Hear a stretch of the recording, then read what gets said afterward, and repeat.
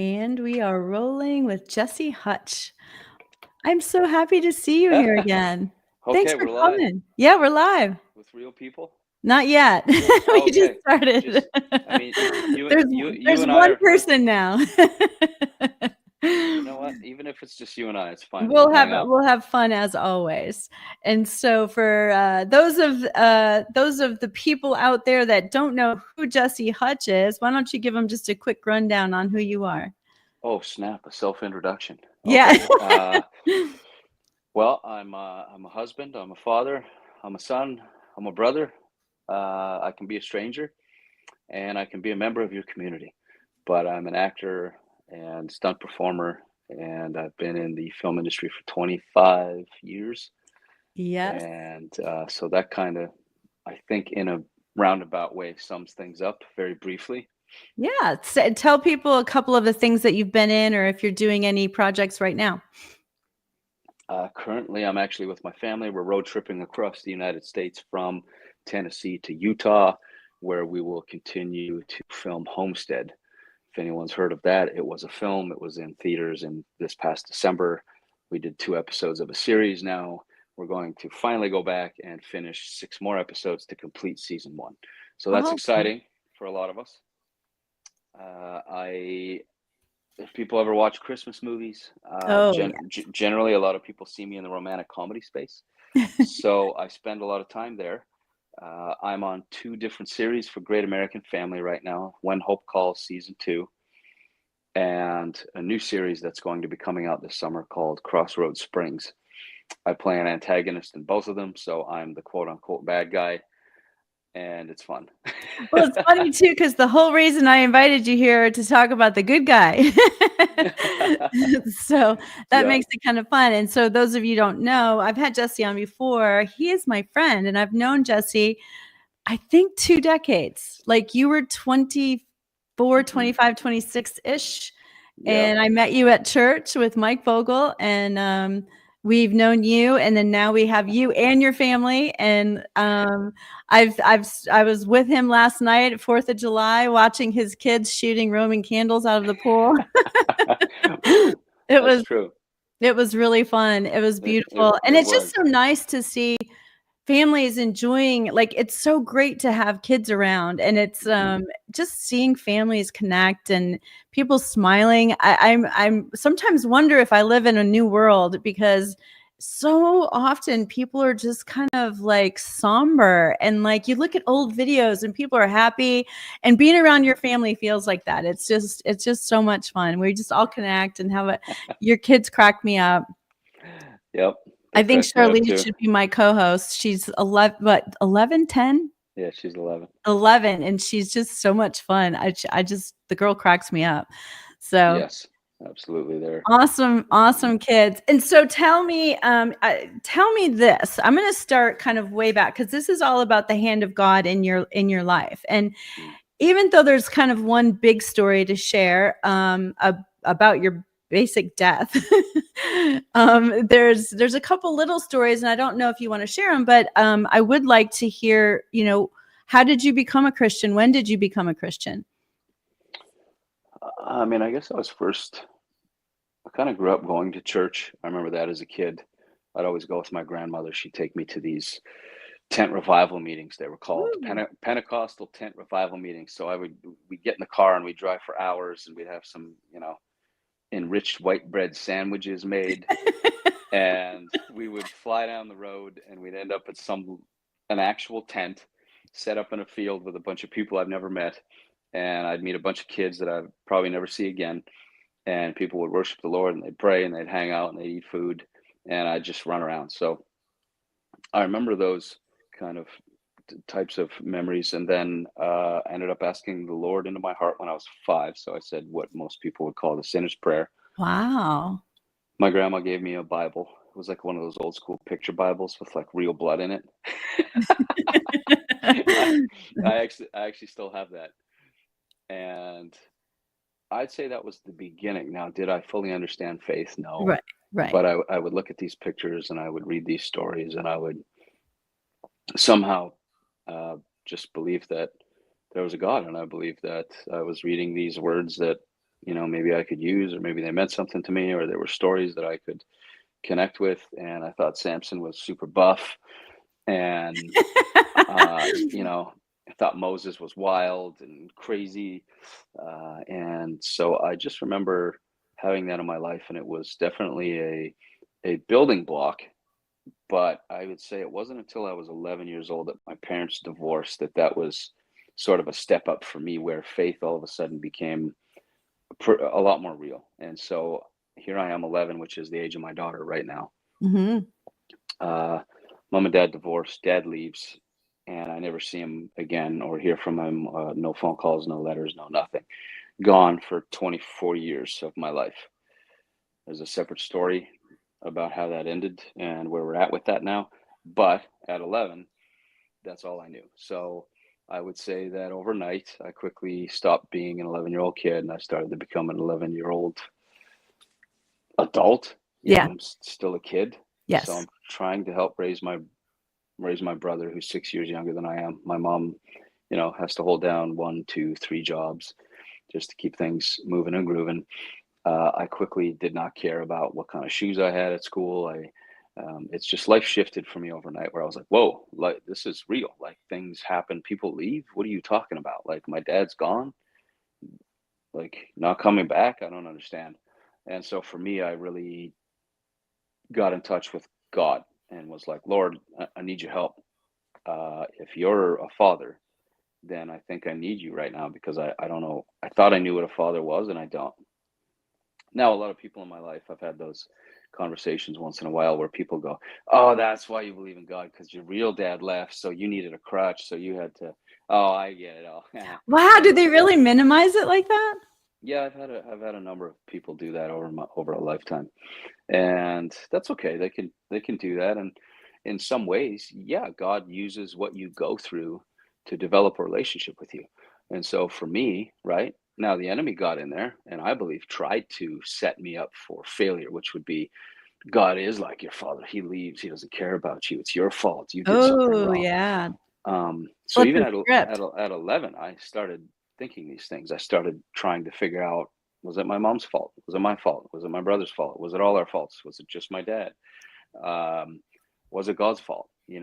And I started asking all these questions, but I always had this peace somehow that it wasn't God's doing, that God wasn't like, oh, I'm going to make this bad for you. I really felt that God was like, hey, I got you. And there's a covering over you. And I didn't really even fully understand that. But also when I was 11, for example, and I'm trying to sort of find my footing as a young man, and do I go to my mom and talk to her about this stuff? Do I not? And my mom was always really open. She always wanted to talk. She probably talked more than what I was even wanting at that age, as a young dude, where I'm like, Mom, like I don't need to talk about that. What are you talking about? It's fine. So what? I got beat up at school. Whoopee. Like I got picked on at school pretty hard. I got beat up by like 11 guys quite regularly. All the dudes would just beat the crap out of me. I wonder Um, why. Were you little for, because you're not now. I was cracking up at my cousin last night saying everybody was talking about their celebrity crushes. And she goes, why are we talking about that when we have like a buff guy from like the movies here? He is the celebrity crush. It was fun. uh, Honestly, I think most of it was just young men trying to find their way in life as well. And, Right. everybody turns into these roosters where they're all trying to find out who they are and what they are. And I was really good at sports. And so I always ended up on the sports teams, and the coaches would put me in the positions that the cool Everybody kids, wanted. generally they had that position. Now all of a Right. sudden, Jesse's getting put in to play goalie. Jesse's getting in to play Yeah. shortstop. Jesse's now on the team, and he's earned his right to be off the bench. And so they didn't like that very much, because they had their club, and that's fine. Again, it was kind of like, okay, God put this somehow. I just had peace. It was like, just go do what you're doing. The rest will work itself out. And so I remember being offered alcohol, for example. Oh, I was Um, going to ask if we could tell this story. Will you tell the whole story? Yeah, well, this is another, if I put it on a chart of like moments that stuck out. Now, God's always with us. God's always watching over us. He's always in the details, and we don't really notice it. But these were peaks in my graph that I was like, oh, whoa, if I were to plan this out, right? It's like, okay, I asked the Lord in my heart. I was 5. I remember that. It did mean something to me, even though I didn't know what it meant. 11, parents divorce. 11, I get offered alcohol. I'm hanging out with a bunch of families. We're having, it's summertime, school's out, we're having a good time, and someone sort of hands me a red Solo cup, and they're like, "Yeah, have a drink," and I'm like, "Oh, okay," like that's kind of what everybody does. We're growing up in the farm town, and so I go to smash it, and literally and physically, I just felt like I couldn't even accomplish the task. I was like stopped, and I had this. I didn't hear an audible voice, but it was An like impression. an Mhm. impression on my soul I've and on had my that. heart, and it just said no. And it wasn't like it didn't yell, it wasn't forceful. It was just it was still, and but it was, I'd never experienced this before, and it said one word, no. And my buddy's like, "Oh, right on!" And he slaps me on the back, runs off, and I was like, "Huh, okay, that was different." And I went to try again, and then I heard a second word, and it said ever. And so I was Which is like, so wild. I've never heard of anyone being told that about anything, like, mhm, don't ever, like, ever. And it's tough enough when God tells you something, but then when he says ever, like, really? There's no wiggle room here? yeah, and I was like, "Oh," and it just felt really, it felt like it mattered. It felt like it was something important. It felt like this was something that I should heed, I should listen to, and so I did. I remember just kind of putting the cup down, and I went on my way and continued to do that the rest of my life. I constantly said no. I played rugby growing up. I played sports. I mean, I had like buddies that were so inebriated and hanging out at, we're all in our we're 18, 19, 20. I had to get in fights with my own friends because they were just so kind of far gone that they were like, "It's going to be a fun game to make Jesse drink." Aha. And I was like, "No." And I'm like having to punch my own friends out, and we're fighting. And then the next day they're like, "What happened to my face? Like, why?" I was like, "Dude, you sat on me. You both held my arms. You tried to shove alcohol down my throat." I said, "I don't want to do it." And so, we're still friends. No hard feelings. It's just Right. people figuring their lives out. And so I constantly said no, and I just kept doing it. And eventually, as I got older, I'd say it started to get easier, quote unquote. But Yeah, then, because 'cause you're trained to do, like, you've got the neural pathway kinda set, like, "I wanna stay close to God, thanks, though." mhm. Yeah, I think like one of the, there's times though when you wonder, like, are you missing out on connection with people? Are you, because this is how people connect a lot, right? Mhm. It's like, now that I live in Tennessee, a lot of the guys are like, "Do you golf? Do you smoke cigars? Do you drink whiskey?" And I'm like, "No to all that." And I'm like, okay, Lord." But yet that was part of my journey, right? Even in the early 2000s, I'm living in LA. I'm an actor. I'm pursuing acting at that point in my life. And I would get invited out to these parties. And I was like, wow, these are legitimate people. They do real work. This is crazy. Okay, let's see where this goes. And then we're at a party, and then there's, the guys are and the girls are showing up, and it's like, okay, we're still in a normal world of people getting together. And then eventually that leads to alcohol, which is okay, that's still somewhat normal for people. And then that led to like people pulling out the hard drugs. We got cocaine lines on the tables getting done, and I'm going, whoa, this is now, I'm uncomfortable. This is out of my zone. So I would always say, all right, well, hey, it was good seeing you guys. I got to get going. And I would sort of excuse myself and leave. Well, the rest of those people would continue the night out, and short of going to jail, end up just totally drunk, doing drugs, waking up the next day at who knows when, and then they would go out and eat brunch, and that's when they did business, and that's when people furthered their careers. And I did see people that I came up the ranks with, all of a sudden have these big roles and growing in their name and growing in their brand. And I was like, oh man, hmm, okay, well, but I still had this crazy piece that it was like, it's not your path, it's not your walk. So I would always sort of be able to find a way to walk and talk with these people and live with them.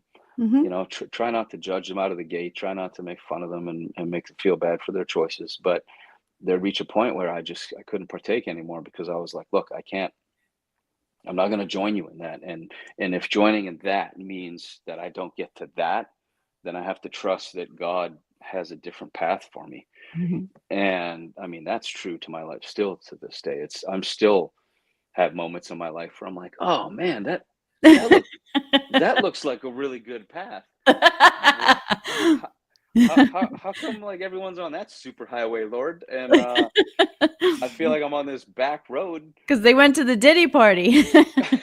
I guess so. I don't ended up on some island. I don't know. Right? Uh, anyway, I don't regret that, but I will say that if anyone out there is feeling like, hey, why me?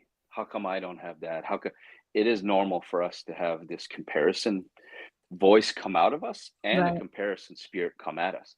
And so it's okay to feel that. Just it doesn't mean you have to live by it though. Yeah. And live, operating in an industry that has like an actual 99.7% failure rate, according to leading psychologists like today. Um, yeah, you definitely have thoughts of comparison and am I on the right track and am I doing the right thing and did I blow it? Did I miss my big chance? Am I Right. even able to go uphill anymore? Am I just on flat land? Am I going down? What's happening? Right. Right. And all of it's lies generally, and most of it is garbage. So don't fall for it. Just keep leaning into God. And so anyway, yeah, the peak right was so we got the alcohol one, Yep. uh, and then I would say life's going on from 11 to you're going through all the things that life throws at you, right? That we all experience as human beings, and eventually graduate, finally decide on a college, tried to join the military. I applied to be in architectural design. I applied to do outdoor wilderness survival training and business. I had all these avenues, and then God just kind of kept closing doors. I actually passed all the prerequisites to join the Air Force. I drove hours to go out and sign the papers. Again, this was the first time I had that impression since not drinking alcohol. Didn't have that really at all again until I Yep. was about to sign on the dotted line to do, I believe it was 5 years of university and then 10 years of service, I think, came with it. And I got to the front of the line, and the guy's like, "What's going on, son? You got to sign." And I was like, "Yeah, hold on." He's like, "Hold on for what?" And I was like, "Having a conversation." He's like, "With who?" And I was like, "With the good Lord, man." And he's like looking at me, gives me the side eye. I was like, "I'm just going to step over here." And I was like praying, and I'm like, "Lord," I felt like all the doors opened up. The training was easy for me. Like I actually had the marks. Everything kind of felt like it lined up. And now you're saying, no, I don't understand. And that's okay. I guess I have to make another decision. I don't need to understand. I just need to do what you're asking of me. So I said no, and I And left. And so how old were you there? Probably about, that was like just before starting college. So so what, like 18, 19? 19. Okay. I'm kind of keeping track of them here. 19 was the Hmm. next time you got the impression. Hmm. Okay. Yeah. I mean, I'm sure there was a lot of other moments along the way, but these were like stick out ones where I was like, whoa, it's that I'm kind of, I thought I was going this way. And then God was like, yeah. I was like, oh, okay. Okay. It's not like it was a complete overhaul. Like Right. you're flipped upside down. It's not like it didn't make sense. It just, I thought these doors were opening because it felt so easy. It Right. felt easy to train physically and to be prepared for something like that. And so anyway, I ended up going to college for outdoor tourism and business. I was in my second year college at that point. I had already been a whitewater raft guide. That was a job that I got before I was even graduated from high school. So I would do that every summer. And then I started snowboard instructing in the winters. So I kind of was becoming this outdoor dude. And I loved it. I love being outside. I love nature. Uh, as you know, I never smoked, never did drugs, never drank alcohol. But what I did do was free climb rock quarries. Yeah. I would go and Extreme sports. yeah, yeah, I would go free climb church steeples. That became a thing for a while, where I would like journey to all the little small towns around. I was like, all right, I'm going to see if I can climb that church steeple and then get out of here before security kicks Did me you ever out. get caught? I got chased, yeah, Well, but and it's then kind of never. funny, of all things to climb, you're climbing a church. I know, and it would always be the gnarly, like, usually Catholic churches because they had like the coolest old buildings, and I Yeah, was like, oh, that's gnarly, yeah, and so yeah, I would like ride my bike over the top of train bridges, like the arches.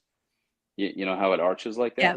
I'd find one that's over water and I would like ride it. And if I had to bail, I'd make sure I threw myself off the water side and hope that, and There's nothing in the water. You're supposed to check first. I would do my best to, check it out. But oh my goodness, my mom would have had several heart attacks if she knew what I was really doing. Yeah. And then she'd see it maybe on a video once in a while. When we finally started, getting in high school, we started getting into video editing. My good friend Jason and I, and we go out and whitewater canoe these rapids, snap the canoe in half. We're trying to save it. His sister's in the bushes, like filming for us, getting eaten alive by mosquitoes, and we're like editing it. And my mom's like, "Wait, what are you doing? Whose canoe is that? Is that broken? Are you swimming in the river? Why Yeah. are you in that rapid?" And I was like, "Mom, don't worry, we're good. We got it." She's like, "Oh my goodness, don't even show me, but show me." And so that brought me to 5 years in being a whitewater raft guide, and love my job. Second year of college, was really enjoying the program. I was certified in wilderness survival, um, oh man, winter survival, swiftwater rescue technician training, mountain biking, mountain climbing, ice climbing, all these things. We were doing all this practical training, and I loved it. There's a great group of people. And so the company I worked for as a whitewater raft guide actually was a part of this college program that I was in. Oh, So, okay. so I knew a lot of the instructors. I knew a lot of the staff because I had already been working there. So it just kind of felt natural and felt like the right thing to do. So I was doing that, and I was probably around 21 where the next sort of blip on the chart hits, and I just happened to be in the right place at the right time. I was on a rapid called the Coliseum. It was another day. Everything was beautiful. Had a great group of people with me. We had 12 people on a 12-foot Moravia raft, Wow, and 12. we're cruising down the river. It's called the Ottawa River. It's in Ontario, Canada. It's a pool drop river, which means there's kind of rapids and then calm, rapids, calm. So we would always say, "Hey, we have time to pick up the pieces at the end should everything go awry." And Well, it's and fantastic you river. always had a Zodiac following too, right? If for to pick up people or to help?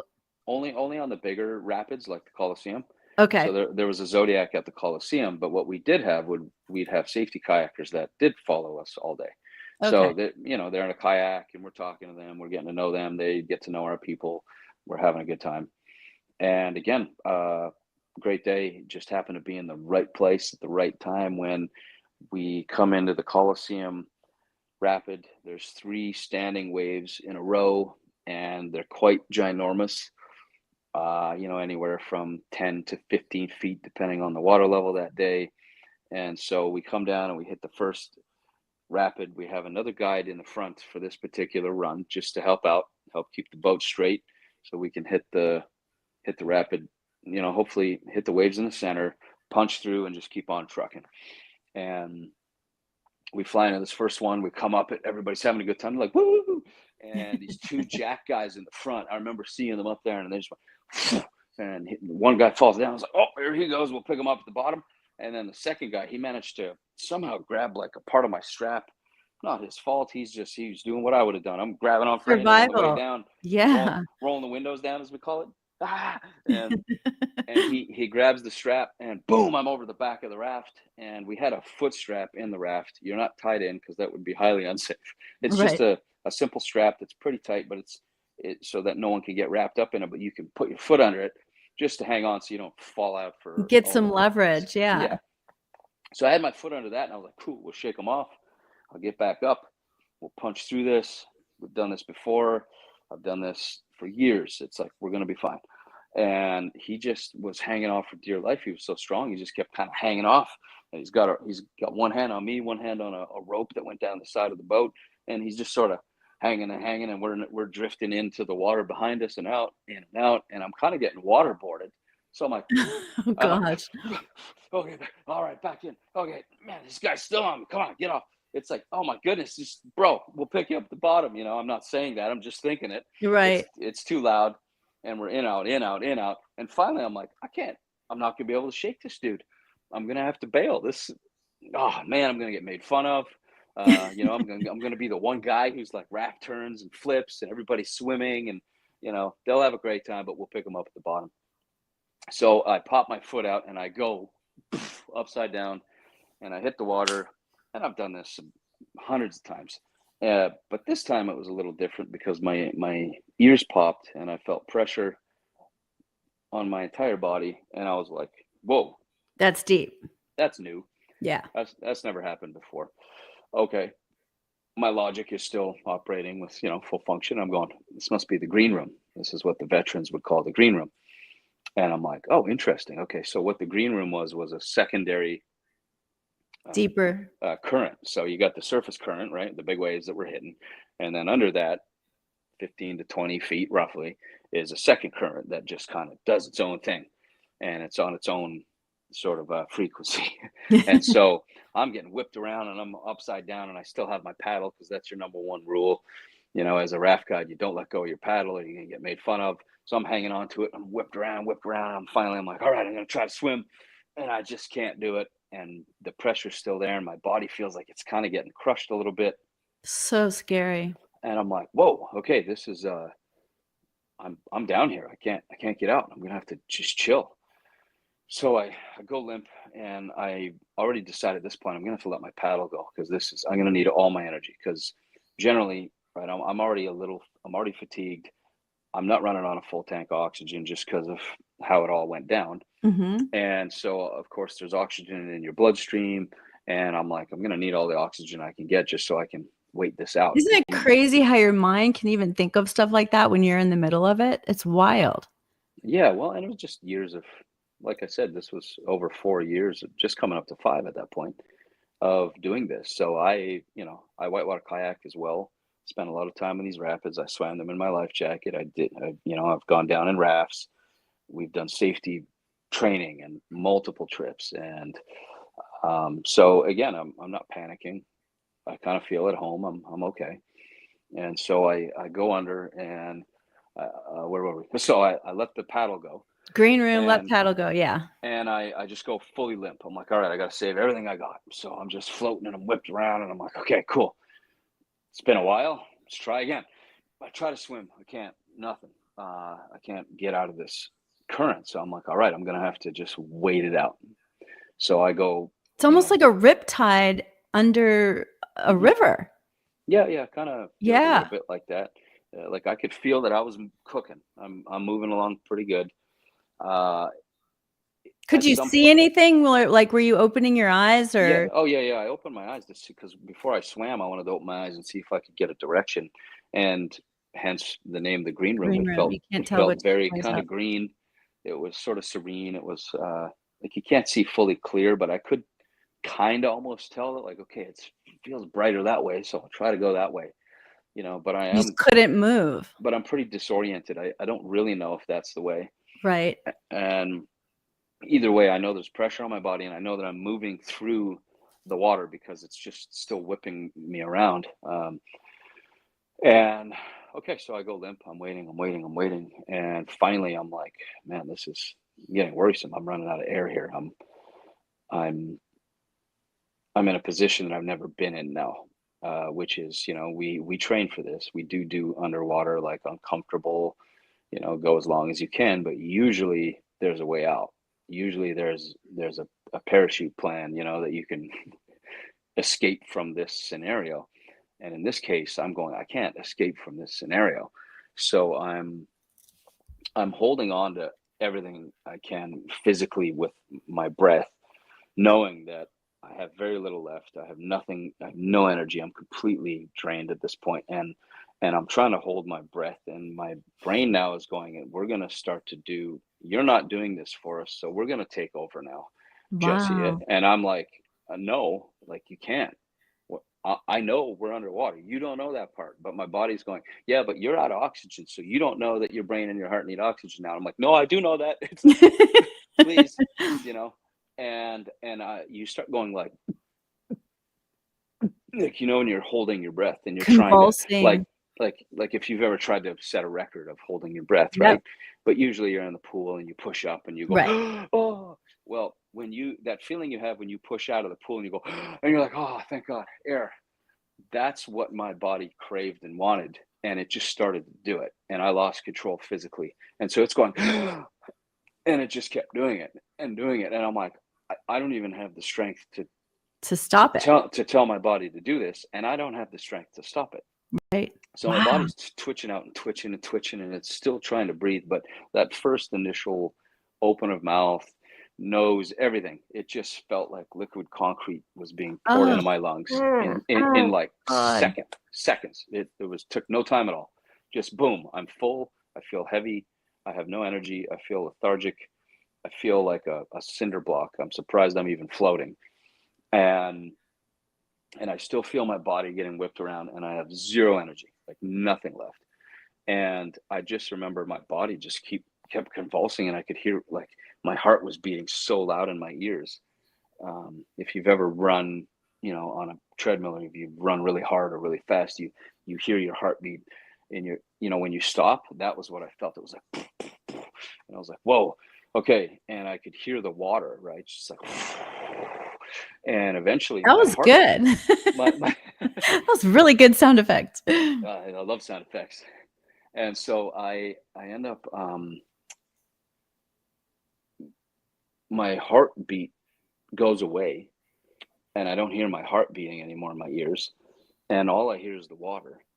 And right in that moment when my heartbeat, you know, almost disappears, uh, I probably was the most freaked out that I'd ever been in my life, I think, at that point, because I'd always trained and I'd done things that were on the edge, right? I was Yeah. climbing these buildings, I'm free climbing. I've fallen off of 15, 20-foot cliffs. I've split my Ooh. back open.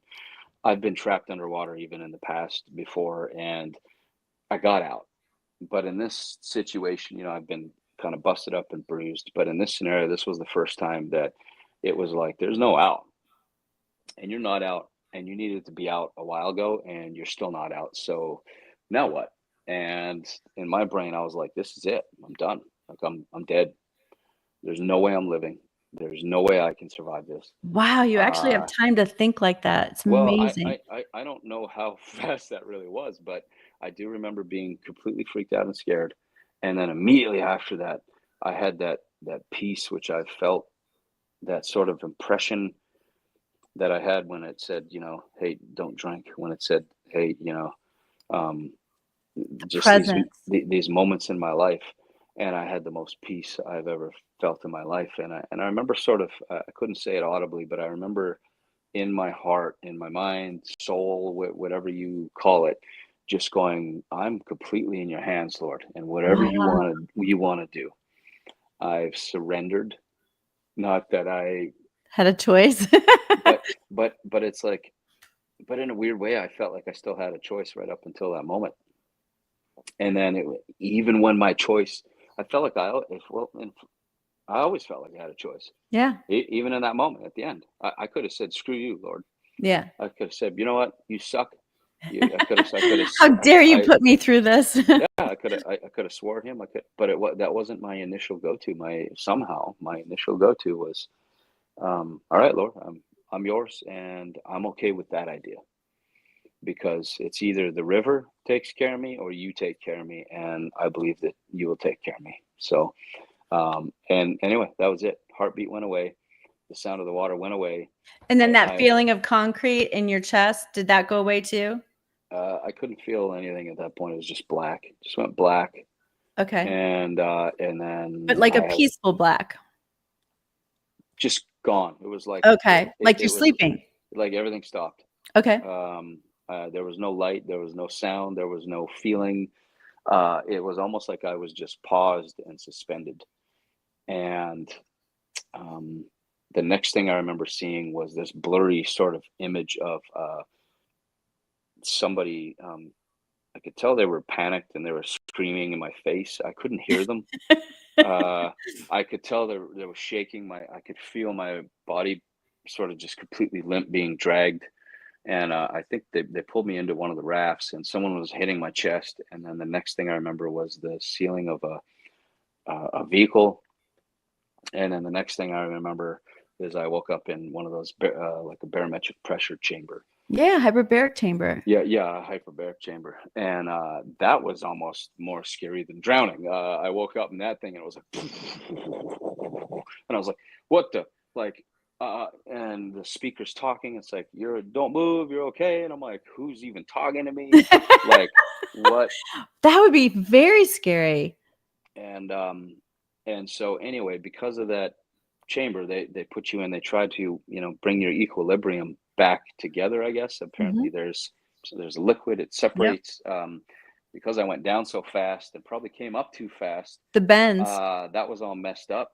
And so they guesstimate it was probably about 15 feet below the surface that I went, and it was about 11 to 22 minutes that I was underwater. I wonder how much of that you had lost your heartbeat and stuff, and that's just Uh, insane, and it makes you wonder, like, was it cold? And so that might have helped you because you know how if you're frozen, like, there's some mhm. benefits to that if they Yeah, can get you I've had help fast enough? almost every person has brought that up, and I'm going, okay, is there? I do fully believe that there's a way that God was like, all right, you know what? Let's take them down deeper, uh, where it is colder. I don't Oh, I don't know. okay. Um, that also messed up my eardrums. It messed up my breathing tubes for the rest of my life. But the fact is, I walked out of the hospital. Like, I don't even remember them making me stay there. They were Oh, like, really? they did a bunch of um, not scans. What do you call it when they the word's slipping me Like when a woman's EKG or something? when a woman's pregnant and they check out her tummy. They use ultrasound. Oh, ultrasounds, yeah. They did ultrasounds to see if is there liquid in my lungs? Is there? And apparently I puked and puked and puked water, Right. and they were like, "You can go," and I'm like, "What?" Like, okay. And to be honest, the next week or two of my life was pretty blurry. I kind of just remember being sort of dumbfounded. I didn't know what to do. Like, I was sitting at home, like, doing laundry, and then like, what do I do with my life? Like, it almost felt, after living through something like that, my actual life felt very sad in comparison. And so I remember really going, all right, well, I gotta finish paying for college. I guess I'll finish my program. I went back to work at the Oh, as a you raft did right away? as a raft guide, but I picked up some shifts in the kitchen just to sort of re-enter myself. Mhm. They were like, "Hey, just take a couple days of whatever you need. You can work. We'll find you." I did security in the past, and I worked in the kitchen. So I'm in the kitchen and I'm doing a shift, and this ad comes on the radio, and it says, "Blah blah blah. You can meet. You could do modeling and meet Wilhelmina and WME, and you have an opportunity to meet all these agents." And then they said, or you could meet the casting director from 20th Century Fox. And I was like, oh, they make really cool movies. That's cool. Yeah, maybe I should go to that thing. And I'm working, the coworker I'm working with is like, what are you talking about? Go to what thing? I was like, it was on the radio. He's like, I didn't hear the radio, man. I'm working. I'm like, well, I'm going to go. And he's like, you're going to get fired. And I was like, I don't care. And I left. I literally left. I got in my jalopy car. It was a Volkswagen Rabbit, I believe, like barely hanging on. But I drove all the way to Ottawa, Ontario. It was roughly a 2-hour drive, and I went to this building. It happened to be that night. I heard where it was. It was at this convention center at a hotel. So I looked it up, and I drove to this thing. And literally, I'm in jeans and a t-shirt. I roll up, and there's all these modelly people. They're super attractive. They're dressed to the nines, and I'm like, what am I doing? This is crazy. Well, I drove down here, might as well go. So I'm like, all right, I stand in a line and I'm in line with all these people. You know what cracks me up about that? And don't forget where you are in the story. But what cracks me up about that is, as somebody who had spent a fortune on my daughter to have acting classes, and we got like how to behave as a parent in the waiting room, and like we got all of the training, right? And I'm just cracking up that you literally going in blind, like you don't even know like how do they read? What do they do? Do they give it to you when you get there? Like you don't know. You're Yeah. going in completely blind again. But I Well, also think it's really interesting that that God like left you in a place where you had literally died. And because of that, it made you think about things. But then you were also, it seems very open to stuff. And did you feel like God was leading you there?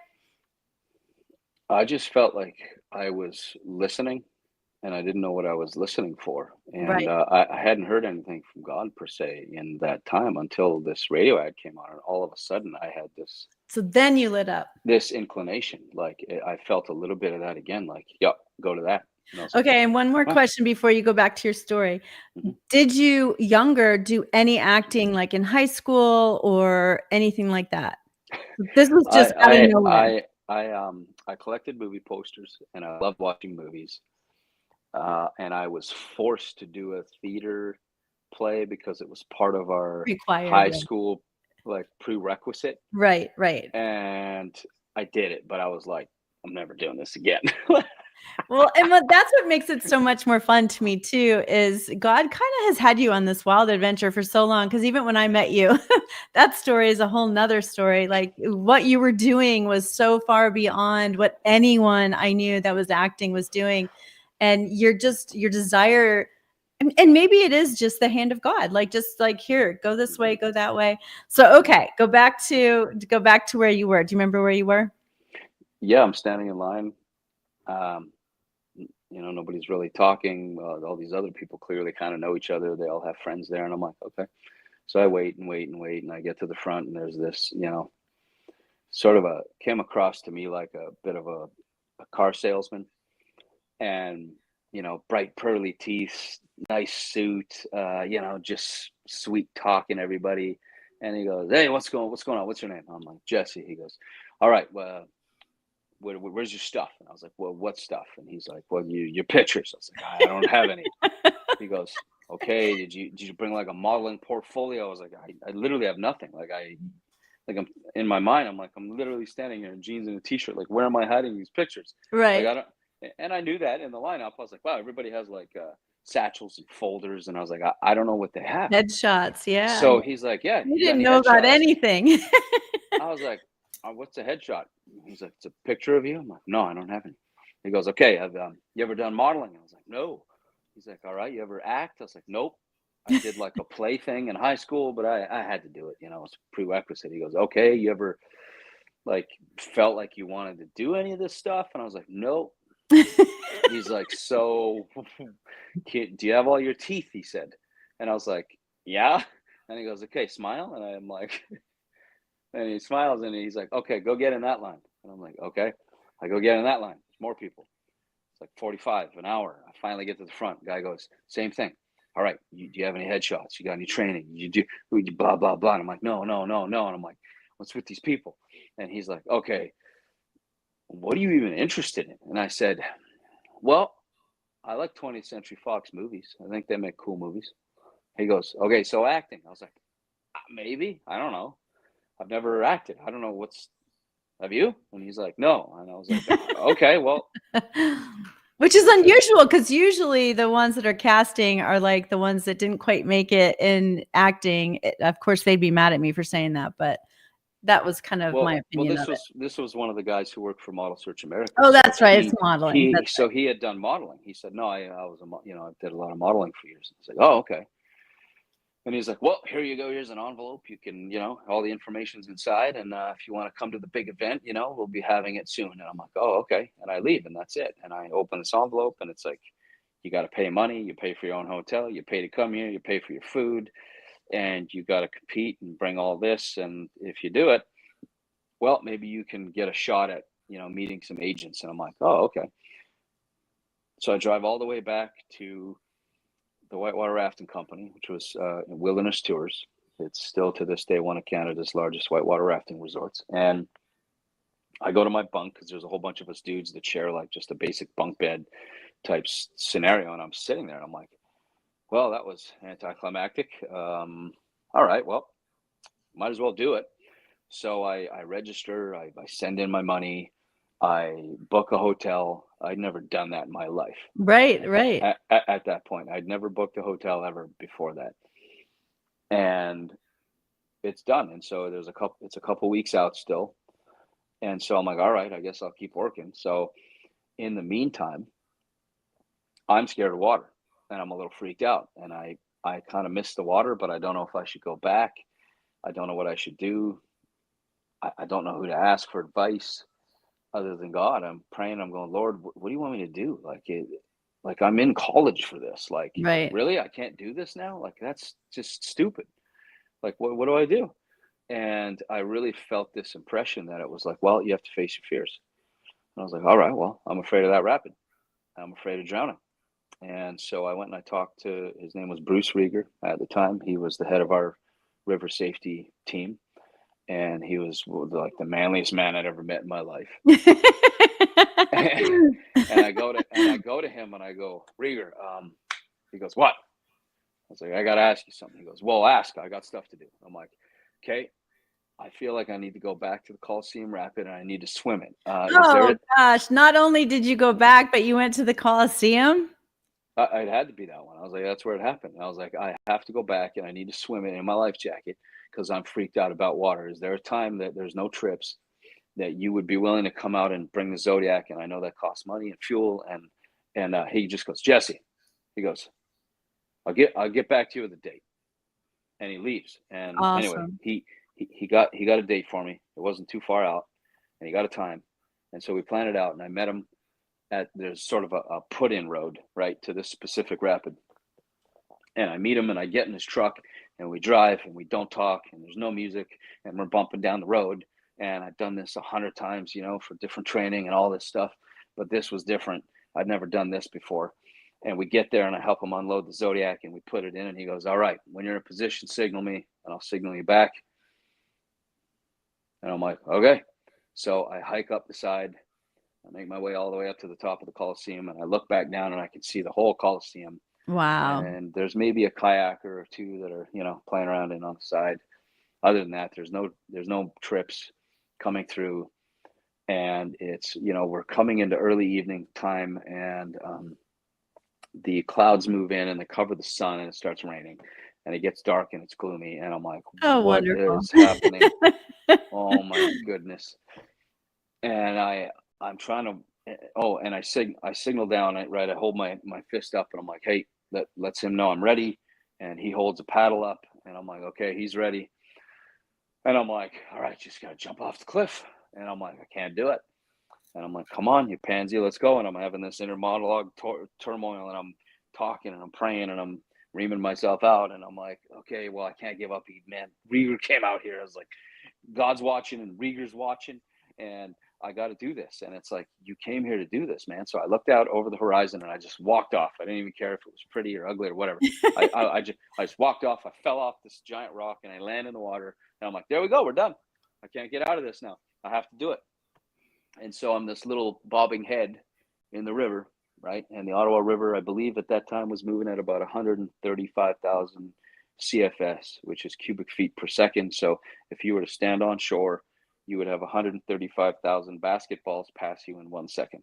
Wow. Now, in terms of rivers, this is actually a slower river than most. The Colorado River, you get into those, they're nuts. Still, I'm a little basketball and I'm floating down the river and I've done this before, but I never drowned before. So Right.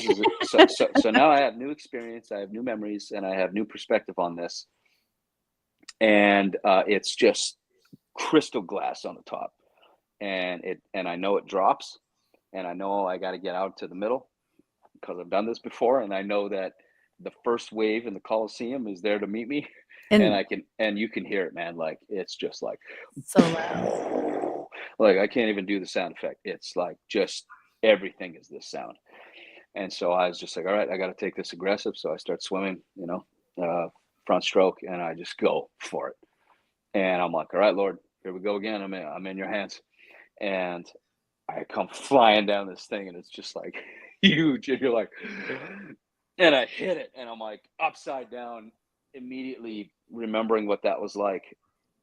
But my ears didn't pop, and I was like, man, Yay. and I pop up and I see the sky, and I'm like, oh heck, we're home free. So I'm freaking out. I'm like, we got a second wave. Aren't there two more? Yeah. Yeah. Two more waves. I hit the second one. I hit the third one. Rieger comes flying out in the Zodiacs. I grab on. He drags me over to shore. We load the thing up. He didn't even say anything to me this whole time. I didn't say anything. We load up. We drive out. I get out of his truck. He comes around and he literally shakes my hand, and he looks at me and he goes, and he just nods, and he got back in the truck and he left. And He is the manliest man. and I just wept like a baby. Aw. And yet I was filled with just thankfulness. I was like, all right, Lord, you overcome life and death and fear. And I was like, all right, I'm gonna finish out this summer, and I'll keep working here, and I guess I'll finish out this college program, but I'm gonna go to this event. And so I went to that event. Summer was just coming to a close, and I believe it was September that I went to this event. And so I get on a 17-hour bus ride. I go to Rochester, New York. I think it's the big city.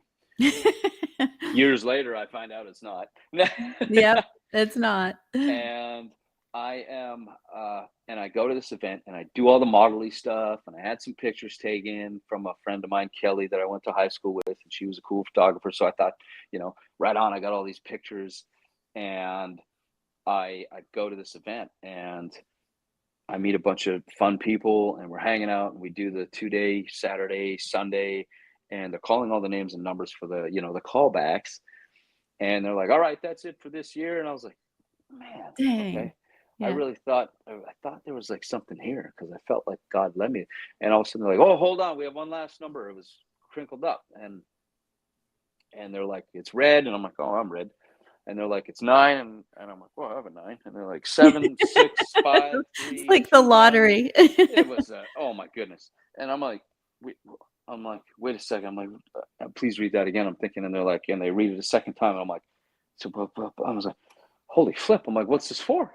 I'm like, and they're like, it's for 20th Century Fox. And I'm like, what? And all the friends I'm with knew my story, and they were like, whoa, dude. They're like freaking out. And I'm like, this is nuts. Yeah. So like roughly 2,000 plus people all clean out, except for all the people who got a call back, and we're all standing in our lines for the table. And the 20th Century Fox table, there's nobody in the line. And I literally just walk up, and there's like someone sitting there, and they're like, oh yeah, okay, so you're going to go down this hall and turn left, and you'll see another sign. And I'm like, okay. So I walk down the hall, and I see the sign, and there's a dude sitting there, and he's talking to himself. And I'm like, this guy's crazy. And all of a sudden this shaved head dude comes out, and he's, super LA. And he's like, hey, what's your, oh, Jesse. Oh, great. Okay, look, there's some sides there. And I'm like, what are sides? I know what sides are, but he's pointing at the table, and there's papers. So he's like, grab the one in the middle, learn the scene, and then when I call you in, we're going to do the scene. And I'm like, yeah, okay, cool. And he leaves, and I'm like, I have no idea what he just said. So I grab the pages, and I'm reading it, and I'm like, oh, that's why this guy's talking to himself. Okay. And so this guy goes in. Now I'm in the hall by myself. He's in there for a while. And so I'm reading, and this guy comes out, and he's like, just feels super bummed and like not excited, and leaves. And I'm like, what's just happening there, man? Like, this dude's deflated. Yeah. Like, welcome to casting. What's going on in there? And so I go in, and it's like this dark room. It's got one table, and this, shaved headed dude sitting there. And he's like, hey, I'm Christian. I'm like, hey, Christian, I'm Jesse. And he goes, okay, where's your accent from? And I'm like, Eganville, Ontario. And he's like, where's that? And I'm like, Canada. He goes, great. So you came all the way down here? And I'm like, took a bus, 17 hours. He's like, 17 hours? He's like, okay, let me see your pictures. And I'm like, oh yeah, I got this. And this, and he flips through. He goes, okay, well, these are all really bad. And he's like, he's straight up honest with me. Yeah, they are like that. That's one thing about that business. They'll tell you right up if they don't like something. So he's like, okay, so the pictures are really bad. Your accent, whatever that is, that's really bad. But anyway, let's do the read. And I'm like, okay, so what do I do? And he's like, well, you're gonna play the role that's circled for you. And I was like, oh, okay, yeah, I kind of figured that. And I'm gonna do all the other lines. I'm like, okay. I don't even remember what the scene was about. We just did all the lines, and then we're done. And he's like, just looking at me with this. He's like, got his head Like turned, he's trying to decide. he's like, and he goes, let's do it again. Try just being like really angry and like, this like me, this means something. And I remember him just giving me a total different direction. I'm like, Right. okay. So we read it again. Now he like tilts his head the other way, and he's like, where are you from again? And I'm like, Yeah. Eganville, Ontario. He goes, whatever. He goes, okay. He goes, I'm just gonna be straight with you. He goes, your accent's horrible. Your photos are horrible. You clearly are green at this. You have no idea what you're doing. Have you ever modeled? I was like, no. He says, have you ever done like stage theater? Well, I did one once. I was forced to do it as part of prerequisite. He goes, okay, why are you here? Wow. And I was like, well, I guess I like stories. And I said, the Bible has a bunch of stories in them, and they're kind of cool. And when I heard 20th Century Fox, I thought you guys were cool. So I don't know. Maybe I'm here to figure something out about stories. I really don't know. And he goes, okay, well, and he's like, literally, he calls me honey. He goes, well, this is about acting, honey. That's why we're here. That's what these sides are. And I'm like, I love you doing Christian Kaplan. That's hilarious. and so Christian's awesome. And so I was like, okay, well, then I guess maybe I want to give that a shot. And he's like, okay, you know what? I'm going to be honest with you. He goes, this business is one of the most competitive thing you're ever going to do in your life. He goes, you need to get rid of your accent. You need to train. You need better pictures. You need to do it a lot. And I was like, okay. And he goes, but based on what I saw today, he goes, maybe there's a 1% chance. And he goes, and I'm just saying that because I don't want to guarantee anybody anything in this business. Right. I felt like he was being honest with me. I felt like this was impossible. And yet I felt like God said, here's another little piece of manna. You're welcome. And I was like, all right. So I was like, all right, well, what do I do? And he goes, I want you to stay in touch with my office. Here's my card. He goes, when you are training and you get better pictures, you reach out to my office and you let me know. And I said, okay, wow, thank you so much. I really appreciate it. And he goes, yep. And I leave and I get on the bus and I go all the way home, but there's no more people on this bus and I'm by myself and I'm going, what in the heck was that? And I get home and I ended up, man, I was praying through it and I was going, okay, I got to pursue this. So I started looking in the newspaper because that's what we had back then. We didn't have, all this fancy schmancy TikTok and, Instagram and Zoom auditions and was not a thing. Zoom reads. So I find this business that says we do improv classes, and I was like, "What? Some dude does improv? It's a 45-minute drive. Fine. I call up. I say, can I come do a class? How's this work? They're like, yeah, you can do a drop in for $10. I was like, okay. I drive into town. I do this drop in, and it's like all girls except for the one dude who's teaching. It is a lot like that in all the classes. Yeah.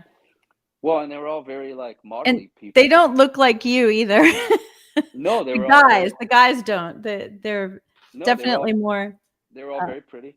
Yeah. Pretty girls. Even the dude was pretty. I'm like, okay, great. I go up and I'm like, all right. I watched the class. This kind of seems fun. I was like, how do I take the class or whatever? And I was like, well, this is how much it costs per month, and this is what it is. And I'm like, oh shoot, like I'm trying to pay for college. Geez, that's like a couple $100 a month. That's like I'm already scraping by. I don't know how I'm going to do this. And the owner of the space comes in, and you guys are very similar, actually. She reminds me of you. Oh, really? Oh yeah, very like just direct, like just says it, like just what are you doing? Why are you here? What do you need? How do we get like, and she's like, who are you? What are you doing here? And I'm like, I'm Jesse. I'm here I was looking into this thing. And she's like, okay, what's going on? Are you going to take the classes? I said, to be honest, I'm putting myself through college. I don't think I can afford it, but I'm Right. interested. She goes, have you ever modeled? I said, no. She goes, okay, well, here's the deal. I own this studio. This is my hair salon. All those girls in there, they do modeling for me. Even the guy who teaches it. If you come out and you take some classes with me for modeling, and then you come out, like, do some shows with me, with my people, then I'll just, you don't have to pay for the improv classes. And I was like, deal. And so I'm going to these modeling classes. I'm learning to do these runway walks. I'm like, oh my goodness, I feel like an idiot. I'm not a model. This is crazy. But anyway, I got free improv classes. So I started doing them. And I was like a couple weeks in, and I'm like, oh yeah, I'm okay. I'm going to call the office. Okay, here we go. I'm going to call. Christian's going to answer. I get some assistant. She's like, who's this? I'm like, Jesse. She's like, Jesse who? I'm like, oh, great. I don't remember who I am. It's so great. She's like, okay, well, I'll pass on your message. Anyway, I get a call back. I don't even know where he called. He must have called my mom's house. And there's a message. And I'm like, okay. So I call back, and eventually I'm like, look, I'm taking these classes. I'm doing this training. You know, I got pictures, you know. And he's like, okay, well, get some copies of the pictures and send them. And I had to mail them to him. Like, this is Yeah. you know, there was, I scanned some, and I was able to email like some thumbnails. And he goes, oh, honey, those are modeling photos. Oh, honey. None of this works for you. These are bad.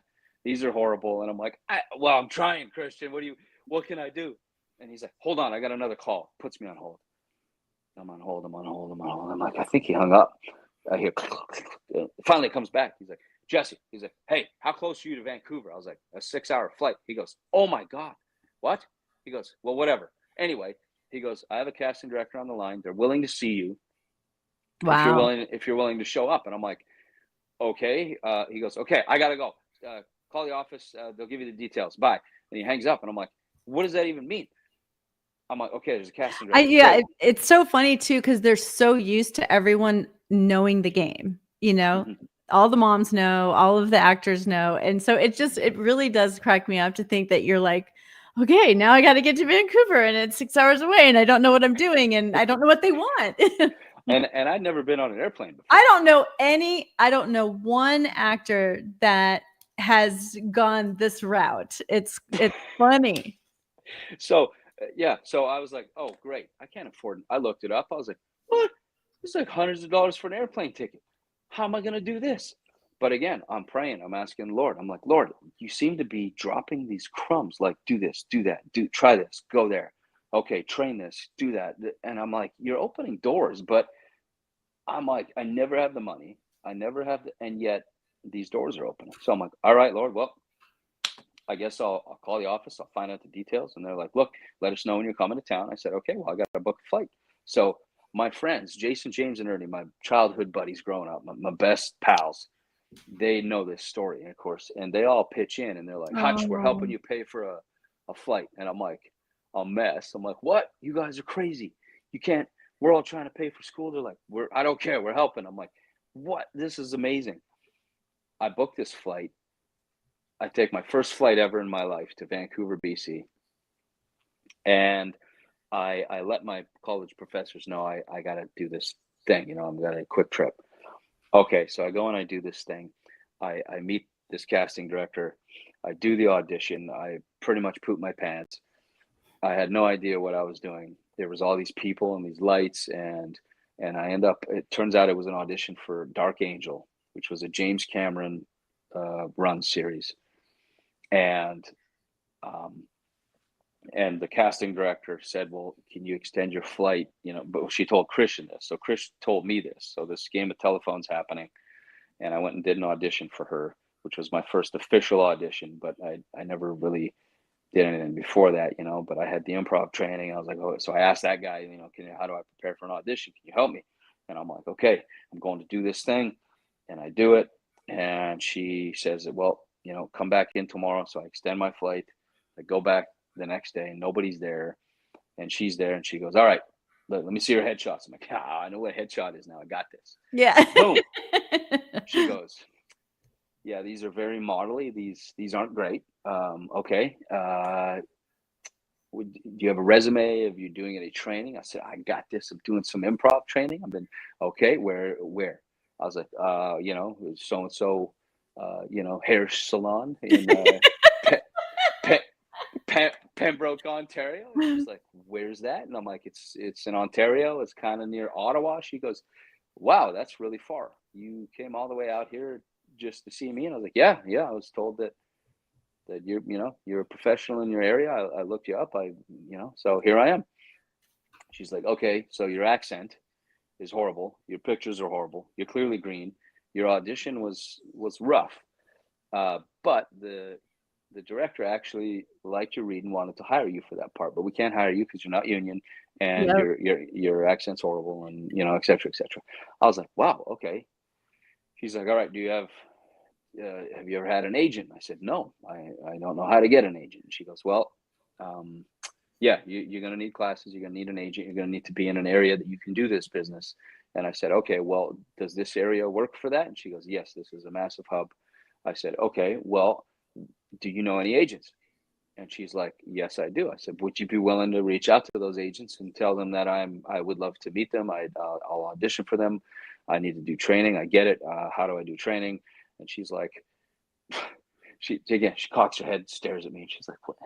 Look, I'm going to be honest with you. She goes, this is one of the most competitive industries in the business. There's a million guys like you. And she goes, but there's something. And I say that I'm not going to tell you that anything will happen for you. I'm just letting you know that if you decide to do something, maybe there's a chance. I see something in there. And I was like, okay. So I left, and I was like, I really felt moved by the Lord to go, like, Which is really unusual because casting directors usually, as you know, they're not helping anyone get an agent. no, And so no, that is a really amazing thing. Now, I have run across a few really nice ones that will take a meeting or, yeah, whatever, but yeah, that's unusual. yeah. Well, this was, Corinne Mares, who ended up, later in my years, I would, come to learn and audition for her hundreds of times. Realized that she, would cast things like X-Men and Planet of the Apes, Oh, wow. and so that became a staple in my career. And so, anyway, what ended up happening was I eventually flew all the way back home, and I'm sitting there going, great, I have these unfinished things. I'm in a relationship. I was actually dating a girl at the time, and she was wonderful, and our family was wonderful, and my college program, the people were amazing, and I loved what I did. And yet I sat there and I was like, I can't deny all these things that you're pointing me towards, Lord. And I was like, you know what? This is like the rapid. I need to give it. I need to give it a shot. I need to go and I need to try this. And if it The green fails, room again, hmm because there's a and green room in acting. yeah, Well, which in is, yeah. interviews. And you pointed that out to me the other day, and I was like, wow, how did I not put the two together? Connect. Yeah. That God used the green room to move me to another green room. Yeah. And I went back home and I dropped out of my second year college. And I went and I met with that girl and I said, I have to take another avenue in life. And I think that our relationship has to come to an end. That had to be And so hard. it was so hard. And I spoke to her family too. And my mom even was like, wait, what are you doing? Like, Yeah. you're just leaving all, and you're leaving home, like you're gone. And I was like, I'm gonna go give this a shot, and booked another flight. I think I had $1,000 to my name. Don't forget where you are. I just want to point out to all the women watching that that's how a man should break up with you, because so many people don't get closure. And so if a man doesn't properly break up with you, he probably wasn't worth having anyway. So, all Oh, right, keep going. I mean, she was not happy. Yeah, of course. That It would was be hard. devastating. It Yeah. was hard. Her family was crushed. We ended up having some really, really great conversations, though. I mean, her family was very supportive towards me in many ways for years, like even after that. And I ended up meeting up with her again later on in life. We ended up having another conversation about it, and it was, I think a blessing that at that point in our lives, we were able to talk through that. And she was already obviously moved on, was going to Right. university. She had a career unfolding. And, but yeah, there's things that, when God asks you to do something, it Yep. doesn't mean that he goes, oh, I have it all done. No, he's like, okay, go that way. And everything that includes, Not only that, you have to like find the clues and figure out what sides are, and Mhm. try Yep. 10 different kinds of photographs to finally get a film shot. Uh-huh. It's really Absolutely. cute. It's so cute. But you were young too. So Yeah. how Well, old were you when you actually went to Vancouver? that was like just at the end of when I booked my flight, 9/11 happened, Oh, okay. and my flight was delayed, and I ended up sleeping in airports, and it took me 3 days to get to Vancouver. So all that went down. It was a gnarly time of life. Yep. And yeah, I ended up living in a hostel for a couple weeks. I got a job as a snowboard instructor immediately. I started taking on camera acting classes. Someone that the agent I ended up signing with had a client, and he's like, well, look, he teaches classes and he teaches you just straight up camera stuff and how to prepare an audition. And I said, that's what I need. Because I had checked out a bunch of other classes, and they were all like very emotionally driven, very like find out your daddy issues, and we all have to cry, and I'm gonna yell at you, and there's a time and a place and a space for that, and I Yeah, think yeah. different different spices for different people. Mhm. But for me at that time, I was like, no, I think God and I will work out my emotional problems, and I need someone who's going to teach me how to audition, because that's all that you do as an actor, Oh, yeah. and you audition more than you work. And And doing slates and learning how to put a tape together and finding somebody that's good to put you on tape. I mean, it's a lot. yeah, I absolutely. remember So being amazed when you came and stayed with us in the fall that one year, and you had auditions, and you would just go and do it by yourself and have Carly read for you. And I like paid to have like an acting coach and like a certain spot. And I'm like, oh my gosh, he is amazing. Like the fact that, and you're right, it is you and God. You were basically just, he's your agent. well, and there's a lot of things I look back on and I go, man, God taught me a different way to do some things, because most actors like to run their lines. But when I first moved there, I didn't really have a community right away. And I mean, I was outgoing, I was meeting people, but I didn't have friends yet that I was like, hey, I'm just going to call you and you're going to help me immediately. It took me a couple months, to sort of build towards that. But I was already getting auditions were flying, and I was working, and I just wasn't connecting with people that quick. So it took me time, but I would work all my auditions on my own, and I didn't have a printer. So a lot of the times I would have to find a computer store that would allow me to check my email, and I would go and I would learn my lines while standing there.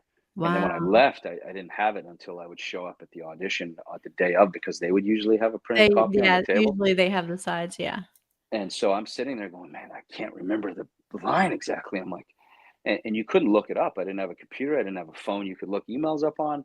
And so that still sticks with me this day. Like, I'll do it out of courtesy because I want to support my fellow actors, but they'll be like, hey, you want to run lines? And I'm like, sure. I really don't enjoy it.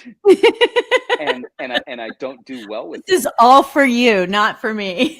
Yeah, I never say that, but if anyone sees this, Yeah. snippet now, they're gonna be like, "Wait, Jesse hates running lines." Uh, it's not that I hate it. That Yeah. was not my process. It My wasn't the way my it wasn't the way God guided your career. No, and again, it was just I didn't have the finances and I didn't have the people, and I'm not complaining. It's just Right. you either find ways to get to where you're going, Yeah. or you give up and quit. And to be honest, like, it's been 25 years now that I've been in this industry.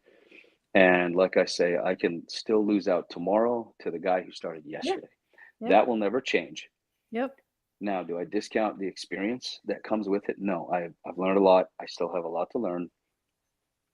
But there's something to be said about looking back on your life and going, whew, there's a lot of lessons that sometimes you don't even realize you learned it until I'm sitting on a podcast with Carmen 2 decades later, plus, and I'm having a conversation, and I'm sharing something, and I go, that was a lesson that God taught me, and I didn't even clue in until right now, Yeah. you know. And yet there's a reason we do things. There's a reason that we think the way we think, and we're called to renew our minds. Yeah. And And that's not God easy. definitely wanted our family to bless you too, which was perfect Oh, too. 100%. It was so fun, and I remember we were, like, as a family, taking you out to, like, great steakhouses, and we had such a blast. It was really fun. Yeah, It was you really guys, fun. you guys were integral to. Um, I mean, it was one of the first times in a long time that I had seen a couple that loved the Lord. To see how your kids were being raised, and then obviously all the practical. Like anytime I ran into you guys in LA, like you would just get me a meal, and I was like, "Whoa, that was really We're that's the always best feeding him. this is the best meal I've had since the last time I saw them." You know, Yeah. Pilot and season every year. Well, I think we only saw you, was it 2 or 3 years at pilot season, and it was at church that we met. I uh-huh, mean, uh-huh, and had I not known Mike Bogle and just met him, like, maybe a month before, I wouldn't have even gone to the church in Santa Monica. Like, it's yep. crazy how things happen. And Mike and I met at Model Search America, because what ended up happening was I ended up being asked by Model Search America to come out and be a guest speaker for them. Oh, As an actor. And so that was when I met Mike. We both got like kind of forced to be in the same hotel room. yeah. And we both were like, oh man, I do not want to be in a hotel room with another model dude. Yeah. I'm not going to sleep. He's going to be bringing home the ladies all night. It's going to be so annoying. And sure enough, we're like unpacking, and he's got a Bible, and so Bible. did I. And we're Oh, like, you even read that thing? And we're like, yeah. He and his and wife were so cute at church. Oh, they were just precious couple. But, yeah, those are good times. What a great story, Jess. That is incredible. Thank you so much for sharing it. yeah, yeah. I do have a couple of, I'm sitting here thinking about, like, the whole process of it. When you're being a rafting guide, you have a vest on, right? Or Yeah, no? yeah, yeah. So that current is so intense that the natural buoyancy of that wouldn't even bring you to the top. Yeah, not at that point, not till it was done with me. Yeah, Wow. yeah. Wow. Yeah. That's crazy. Now the gas life jackets were always a lot more beefed up. Ours Mhm. were sort of cut out a lot more, so we had more room to swim, more room to grab equipment, and uh, Right. so they're a little more practical, a little less buoyant, but I mean enough to bring you to the surface when the water's done If with the you. You know. water isn't in a different level. Yeah. Hmm. Wow, it reminds me of, Nemo, like, you were just sliding along in the currents, it's like, "I'm sorry, I'm in the God current right now." I mean, basically, you were dead for 11 to 22 minutes. It's absolutely crazy. Yeah. Or in a So coma, or I don't I know what. know. So I have a question about that. Do I call it a near death experience, or is it a death experience? I don't know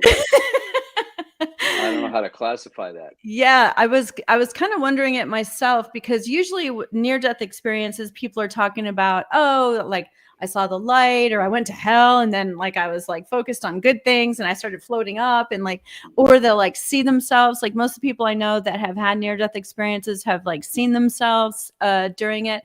Yours is more like, I really feel like that's why I named it the hand of God. Like, I just feel like the whole time, and I really do. Like, the Bible does say that orphans, he has a place in his heart for orphans. And even though you weren't a technical orphan, your dad did kind of take off for a while. And so, Yeah. yeah, which is a great And story too. I mean, the whole thing about you two reuniting is just incredible too. And that was led by God, right? 100%. Yep. I mean, the short version of that is I was sitting in a church service. We had a guest speaker, and he looked out at the audience and he said, "There's one thing that the Holy Spirit has asked you to do, and you have not done it yet. What is Ooh. it?" And I immediately knew that it was to find my father and let him know that I forgive him. And so that sort of kick-started a journey where I was like, okay, I think I need to do this.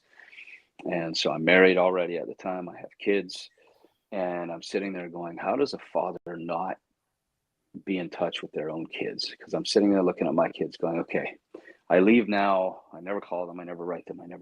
How do I do that? How do I get to that point where I'm able to live with that somehow? Now, I'm not trying to answer from my father's behalf. I'm just trying to put Wonder for myself in yourself. shoes. Yeah. What does this mean? Yeah. And so anyway, it was 24 years by the time I had actually seen him, heard from him, and I managed to finally eventually get the right phone number, call him up, and the purpose of that phone call literally was to let him know that, hey, you're alive, I'm alive. I want you to know that I'm not angry with you. God has forgiven me. God's forgiven you. Makes me want to cry. Um, Oh, so good. and no, I swear that change, I believe that had a spiritual ripple effect on generations in a way that Ooh, I can't even spiritual imagine. ripple effect. That sounds like your podcast. Wow, that is good. Because I still wasn't sure how that was going to go. But when I got on the phone with him and I said, look, God asked me to find you and to let you know that I forgive you.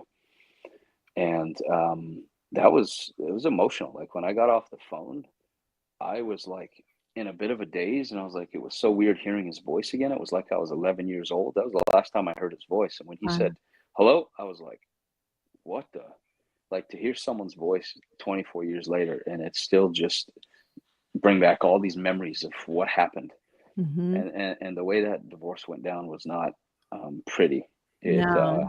It was it was ugly on a couple of counts, and it was something that I I don't blame anybody for, because who am I to blame my mom, to blame my dad, to blame myself, to blame my brother, to blame the neighbors, like whatever. Because I'll tell you, man, God teaches us about unforgiveness, and we hear it, and yet to do it, um, I'm pretty sure that Takes a lot of courage. that somehow is going to change my kids' lives. Not just the fact that they know their grandpa now. Mm-hmm. That's kind of like a given. That gives me chills. I believe there's a spiritual shift that their kids will feel, that there's going to be a generation down the line, and I may not see it. It might be like Moses, right, where I feel like God's setting some things up, but I'm never going to see it. Maybe there's a time in my kid's life where their parents, all they'll remember is parents that stayed together and their parents were together, and the families talk and the aunts and uncles get along, and people Yeah. somehow found a way to forgive each other. Because some people go, especially Christians, right? You can hear Christians say this. They go, man, well, I'm ready for God to come back. He can just come back today and we'll be good. Let's just get this over with. I can't even express to you how much I can't stand that. and it's like part of me goes, okay, I get what you're saying. Yeah. I get what Yeah. you mean. Yes. However, Same. the flip side is like, whoa, you know what? God actually cares so much about us that he gave us one more day to allow someone to find him, to allow someone forgiveness, to allow someone to be saved, he just loves us. He wants us to have another day to be healed. Uh, and so I'm looking back on that now and I'm going, man, there's like literally something changed. Like I felt a weight come off of my life that I didn't even know was there. Yeah. I was just living my life thinking, whatever, I don't need to do that. I don't need to do this, right? Yeah. And God just kept saying, you need to do it. And I once heard it said too, someone explained unforgiveness as a hook that is in you, and that chain goes all the way to that person. And you can go all the way through life, and you can go this way and they can go that way, and that chain still wraps around and is still connected to that thing. And that person can even die and it's still attached to you. Yep. And I witnessed that in my family. My grandmother, my oldest uncle, which was her oldest son, man, they didn't talk. We were at her funeral and he didn't come. And I'm going, what has to happen for that to be so? Usually it's very intense trauma. Yeah. Really intense trauma, and they haven't worked through it. And I get that exists, and I'm not saying it's easy, and I'm not saying that, but what I do know is it's similar to drowning to death. You need to allow yourself to get to the point where you're done. Yeah, stop holding on to it. Stop carrying it. Stop thinking that you're God. because when you're in a position where you finally go, I'm 100% done. Yeah. And sometimes it takes death to get there. For me, it did. For me, God had to bring me to that low to actually have that realization. And uh, and yet I think that it was one of the most beautiful things that could have happened to me. I would never take it back. I would never ask for it to be different. Yeah. Uh, And it changed for your brother too, because your brother came along with you on this reuniting thing, right? yeah, I think my whole family changed. Even my mother changed. Now are they best friends? Do they hang? No, Yeah. no. Have they ever talked? No. Uh, do I deep down in my life go, man, is there ever a world where we could all be at a family reunion? Man, that seems impossible. Right. But God does the impossible, and I have no idea if there was ever a time or a place where God would work in their hearts, that they would find forgiveness, or be able to receive forgiveness from God in a way that you can give it Yeah. and receive it. I will pray for Um, that for you. It yeah. happened for me. Mike didn't want to be my friend after the divorce, but I won him over eventually. And thank God, because it's wonderful. As you know, you've seen him. Yeah. And Yeah. it's wonderful having you here in town. And it's so cool because your kids are like the light of our lives, because none of us have had grandkids yet. And so we're all going crazy over them, fighting over, like, I want them to come to my house. They need to come out to the ranch in Idaho, like whatever. So Yeah. it is a blessing. And now you just have more family than you needed. Oh, it really is. It's really amazing to see what God does with you when you just let Him do His thing. Yeah. Well, So it's so don't. inspiring to listen to you, because I'm sitting there going, man, there's so many people that are in the green room. They're Yeah. literally in the green room. They think they Hmm. can't breathe. They think they can't move. And they are, it's all Hmm. self-inflicted, you know? Hmm. And it's so inspiring to hear that you can die and resurrect. Yeah. Yeah. I mean, hey, I might recommend you do that on a spiritual level, but Right. Don't physically die, but yeah. you can Well, and emotionally die, or let it's your flesh die, or let your ego die. But it is really probably the main thing that a lot of people need to do. And it's just inspiring to hear how you let go, and how you keep it so clean. Um and so I had a couple more questions before you go. yeah. The other one was, for people who aren't used to hearing God's voice because they didn't grow up saying, okay, like, maybe you're my dad. Like, I'm going to ask you questions because I don't know who else to ask them to. Um, what advice would you give them? Mm. My oldest son actually asks me these questions. He goes, I've never heard God's voice, so I don't think it's a thing. Um, and your initial instinct is like, "Well, what do you mean? No, it's like, no, no, yeah, and we want to fix it. Right. Uh, but that's not the right way to approach it. I think you just need to keep, I mean, there's really no right way to hear God's voice. For me, it's not audible. It's an impression. It's a Mhm. feeling. But let's try to make it something tangible. How do you know your spouse's wishes, your best friend's wishes, your mom and dad's wishes for your life, right? How do you know that you shouldn't touch the pot when it's burning hot? How do you know that maybe they wouldn't appreciate if you crashed their car? You know, well, you have to have a relationship with them. You have to Right. spend time with them. You have to talk to them. You have to listen to them, and you need to be around them. Well, how do you do that with God? Well, there's some things and go-tos, and we've all heard it, right? He's Mhm. left His Word. He's left Scripture. He has worship. He has literally. He's everywhere all the time, all around you. So what it takes is us going, am I willing to have a relationship with you? And it's okay that you're in a place where it's confusing, or maybe it hurts, or maybe you're angry. I mean, religion has made so many people angry, Mhm. and rightfully so. I mean, when my parents divorced, our church kicked us out. So again, go ahead and give me that talk. I've lived through it. You know what? Again, God's hand was on me, and I knew that I was not supposed to blame the church, the ecclesia, the called out people. That's us. Should I blame all people for all time for something that happened at one point in time? No, because God operates. He's the same yesterday, today, and tomorrow. So you need to find a way to be in relationship with him, and being distracted, right? By TikTok, by your job, by your family, by your kids, by your spouse, by your money, by your stress, by your man, it does not matter whether you're rich, poor, or black or white. It doesn't matter if you're tall or short. All that matters is that you literally, in your heart somewhere, take a moment and go, God, I'd like to know you. Mm-hmm. You can ask, and you can ask any way you want. God does not care if you yell it at him, if you swear it at him, if you're confused at him, or if you're loving. You just bring it, because I think in that moment, you'll start a relationship. It may not happen immediately, it may not happen overnight, or it could. God's God, he can do whatever he wants. But to hear God's voice, you have to be willing to have a relationship where you can even hear somebody's opinion, to even hear their potential dreams for you, their thoughts for you. Right? Like my wife, if I don't sit and talk to her, our relationship's not great. It's not going to be good. We have no idea what we'll be doing. So, but yet we expect God to just sort of somehow download his entire vision into us. And Right.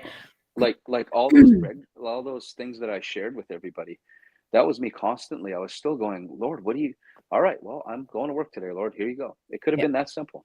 Right. I didn't have a big deep thing like, Lord, if I do.